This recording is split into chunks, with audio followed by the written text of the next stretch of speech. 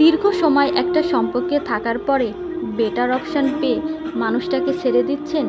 মানুষটা আপনার জন্য কান্না করে বালিশ ভিজাচ্ছে, আপনার শত অবহেলার পরও পাগলের মতন আপনার পিছনে ঘুরছে। কি ভাবছেন মানুষটা প্রচণ্ড বোকা, তাই না? মানুষটা আসলেই বোকা নয়, মানুষটা আপনার আপনিতে আসক্ত। আজ তাকে ঠকিয়ে কি ভাবছেন অনেক বড় চালাক আপনি? একটা কথা মনে রাখবেন, সব ভালোবাসাই কিন্তু ভালোবাসা থাকে না। দেখবেন জীবনের কোনো এক পর্যায়ে বেটার অপশান মনে করে যে মানুষটার কাছে গিয়েছেন, তার কাছে মাথা খোঁজার মতন ঠাঁইটুকু খুঁজে পাচ্ছেন না।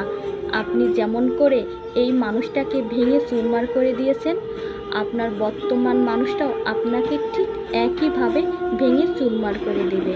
না সহ্য করতে পারবেন, না কাউকে বলতে পারবেন। শুধু সময়ের অপেক্ষা, আজ অথবা কাল।